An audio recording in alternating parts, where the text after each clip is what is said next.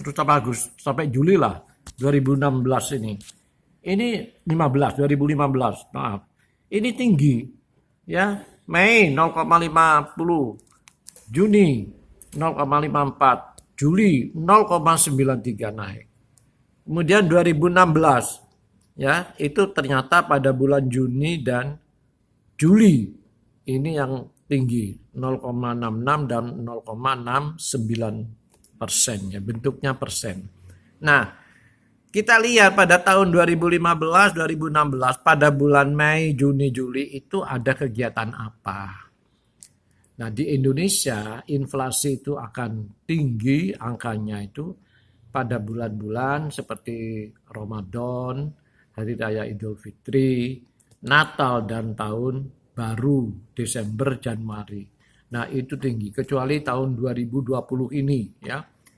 Pada Ramadan puasa ini saya memperkirakan itu inflasinya akan rendah atau turun dibanding bulan Maret. Ya, karena apa? Karena adanya pembatasan-pembatasan oleh pemerintah sehingga misalnya pendapatan masyarakat pedagang kopi, pedagang kaki lima apa itu jelas itu menurun. Karena kalau pendapatan menurun, ya otomatis konsumsinya juga turun. Nah, sehingga mungkin ya ini mungkin ya tidak inflasi tetapi deflasi, yaitu penurunan harga barang. Nah, inilah tentang inflasi itu ya. Nah, inflasi kalau kita simpulkan dari mengapa naik, mengapa turun, contohnya tadi itu mengapa bulan Ramadan ya, Mei, Juni, Juli itu tadi, dan Natal, Tahun Baru Desember, Januari itu kok tinggi, karena itu adalah masalah permintaan barang. Jadi bukan agama mengajarkan kalau Ramadan harus belanja banyak, kalau Natal juga belanja banyak, tidak. Tapi perilaku manusia Indonesia, kalau Ramadan itu makanan untuk makan saja itu bertambah. Misalnya kolak, kacang hijau. Sehari-hari kita tidak makan kacang hijau, tidak makan kolak. Tapi pada saat Ramadan, puasa, nah itu harus diadakan. Sehingga belanja rumah tangga itu akan naik. Ya, apalagi pas hari raya. Wah, itu tidak hanya kebutuhan pokok ya, terutama kebutuhan pokok memang beras, gula, kemudian rempah-rempah ya, termasuk telur, daging ayam, daging sapi. Nah, juga jasa permintaan akan transportasi. Nah, itu akan bertambah itu. Jadi selain makanan minuman itu juga rekreasi, silaturahim, itu butuh transportasi. Sehingga setiap Ramadan, puasa dan hari raya itu pasti inflasinya tinggi. Tapi khusus 2020 itu tidak. Kenapa? Dan masyarakat diimbau oleh pemerintah tidak boleh mudik. Nah, termasuk Pak Muji tidak mudik ke Jember ini. Jadi tetap di Malang. Jadi tidak ada pengeluaran untuk transportasi bagi Pak Muji. Nah, kalau semua orang hampir seperti Pak Muji gini, otomatis permintaan akan bensin nanti juga akan turun. Nah, permintaan barang itu juga tetap atau turun, sehingga inflasinya tidak akan naik. Nah, itu inflasi yang disebabkan karena permintaan barang yang meningkat atau disebut demand pull inflation. Kemudian ada yang kedua, faktor yang kedua itu adalah cost push inflation, yaitu inflasi yang disebabkan karena biaya itu naik. Misalnya ongkos tenaga kerja, upah tenaga kerja ini minta dinaikkan. Kalau enggak mogok. Nah, perusahaan demi memenuhi produksi, maka ya otomatis biaya untuk upah tenaga kerja dinaikkan. Nah, kalau upah tenaga kerja naik, otomatis harga jual barang itu akan naik. Nah, itulah. Atau mungkin juga BBM, pemerintah menetapkan ada kenaikan BBM. Otomatis biaya transportasi itu akan naik. Nah, biaya transportasi naik, otomatis harga jual barang sampai di pasar itu juga akan naik. Nah, itulah inflasi yang disebabkan karena tekanan di sisi biaya. Ada juga di dalam satu buku itu disebutkan spiral inflation. Spiral inflation itu adalah inflasi yang ketularan. Misalnya begini, Indonesia tidak bisa menghasilkan kapas. Kapas itu harus impor dari India misalnya. Nah, kalau harga kapasnya itu sudah naik di India, otomatis Indonesia menerima harga itu sudah naik.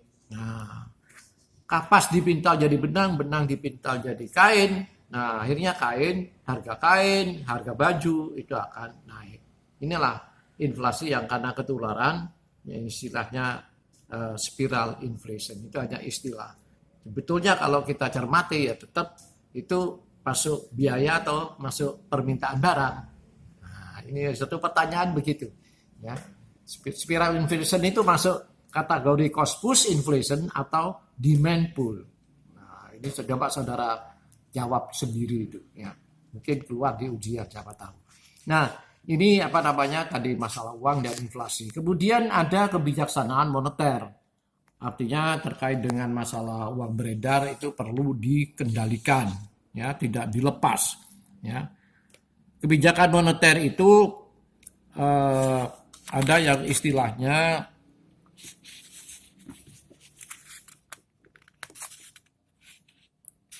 open market operation, yaitu operasi pasar terbuka. Artinya itu pemerintah kalau misalnya menurut analisis Bank Indonesia perlu jumlah uang beredar ini dikurangi. Nah, bagaimana caranya? Pemerintah mengeluarkan kebijakan namanya open market operation, ya, yaitu dengan cara menjual SBI, sertifikat Bank Indonesia kepada masyarakat. Ya, sertifikat itu mahal. Satu lembar aja harganya 30 juta. Nah, bayangkan kalau 1000 lembar itu berapa triliun. Kalau ini dijual kepada masyarakat, masyarakat membeli, maka rupiah-rupiah yang ada di masyarakat ini akan masuk ke Bank Indonesia. Sehingga jumlah uang beredar, seperti yang saya jelaskan di depan, M2 itu akan mengalami penurunan. Dan sebaliknya, kalau ingin menambah uang beredar, itu SBI-nya ini dibeli kembali oleh Bank Indonesia, dibeli. Ya, apalagi yang sudah jatuh tempo itu dibeli. Yang punya itu dibeli 30 juta plus bunga yang sudah ditetapkan oleh BI atau disebut BI rate. Nah, itu. Sehingga uang beredar di masyarakat itu bertambah, ya, dari kertas berubah jadi rupiah-rupiah sehingga jumlah uang beredarnya itu bertambah. Kemudian kebijaksanaan yang kedua disebut dengan discount rate policy, kebijaksanaan tingkat suku bunga. Ini sudah jelas, ya, terkait dengan masalah pinjaman masyarakat kepada bank umum untuk melakukan kredit-kredit. Nah, ini kalau BI itu menetapkan ada penurunan, otomatis bank umum menurunkan suku bunga seperti sekarang ini karena ada COVID-19, ya, bunga pinjaman diturunkan. Nah, kalau bunga diturunkan, kalau pada saat normal diturunkan, orang banyak mengambil kredit sehingga jumlah uang beredar bertambah. Kemudian yang ketiga disebut reserve requirement, cadangan. Jadi ini yang tidak banyak diketahui oleh masyarakat bahwa setiap bank umum itu, ya, bank umum, bank komersial, BNI, BRI, Danamon, BCA, Bukopin dan sebagainya itu masuk kategori bank umum atau bank komersial, mengeluarkan kredit itu ada sebagian yang harus disimpan di BI sebagai cadangan. Nah, misalnya ini contoh ya, reserve requirement 2%. Ya, Bank Permata memberikan kredit pada nasabah 100 juta. Maka Bank Permata ini mengeluarkan uang itu 102 juta. Yang 100 juta diberikan kepada debitur yang pinjam uang, yang 2 juta itu disimpan di BI. Nah, inilah kebijaksanaan moneter, ya, yang dikenal dengan open market operation, discount rate of policy, dan reserve requirement. Ya, saya kira ini apa namanya yang perlu saya jelaskan dan mudah-mudahan bisa difahami. Dan apabila masih ada yang belum mengerti pada materi 1, 2, 3, 4, 5, 6, 7 itu bisa WA ke Pak Mujib, nanti akan saya jawab dengan melalui WA atau melalui media yang lain. Demikian, terima kasih atas perhatiannya. Wassalamualaikum warahmatullahi wabarakatuh. Selamat